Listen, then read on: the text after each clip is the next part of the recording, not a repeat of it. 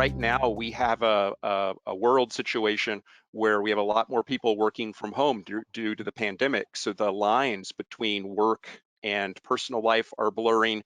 Habits, if you're in the work office, you have a certain attitude, you carry that with you into the office and you conduct yourselves accordingly.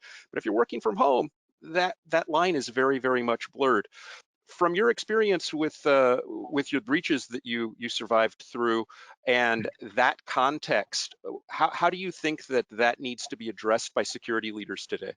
Harry, you want to go first there? Yeah, I think one of the simplest tools out there is a virtual desktop, and Oh yeah. we mandated at the time because CareFirst had a large work at home population. Particularly, we had enabled every call center person to work from home if necessary in a snowstorm or some kind of event. So we had locked down virtual desktops that segmented what you were doing from your own work, so your own personal work. So you might have been operating it on your personal computer, but you couldn't download data to your personal computer from the virtual desktop. Mm-hmm. In some cases, depending on their role, you might not be able to print. So we took various means in how we configure the virtual desktop to make sure that data that was confidential wasn't leaving the company. I've talked to a number of friends through this pandemic, and I'm kind of shocked because so many companies were unprepared for an event like the pandemic. So they had no work at home infrastructure. So people are using their home computers. They're working on their home version of Google Docs or Microsoft Office. They're saving work product locally in their own personal folders.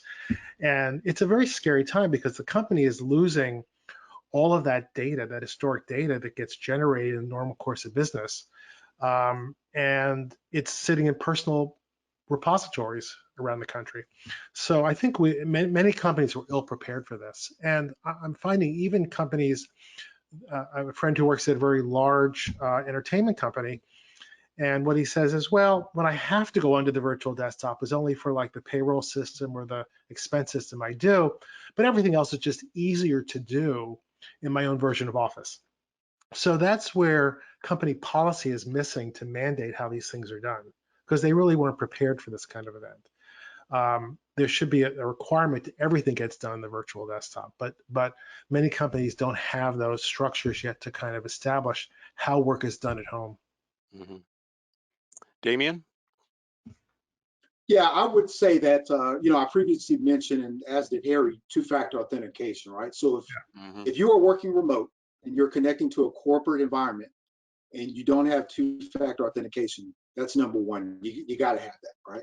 Are there ways to get around it if you're an adversary? Sure, there's some novice or novel techniques out there, but for the most part, that's a big win if you can make sure that any VPN connections remote are two-factor. Secondly, what I like using now is what's referred to as always on VPN, right? So anytime I fire up my workstation, my corporate government workstation, it's connected to a VPN. So it does two things. One, obviously the data is protected from my network to the corporate network, but it also eases the access to the end user, which is something you always have to keep in mind when you're levying security controls on a particular system or access for that matter.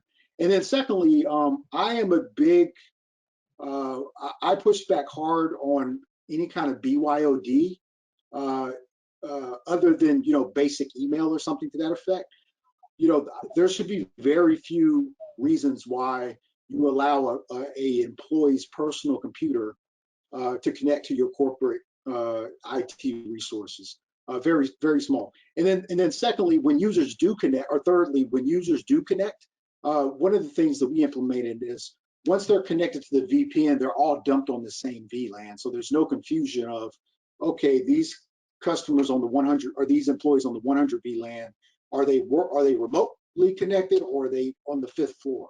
Everybody that connected via VPN, they're all dumped in the same VLAN. So we have, we have ease of identification.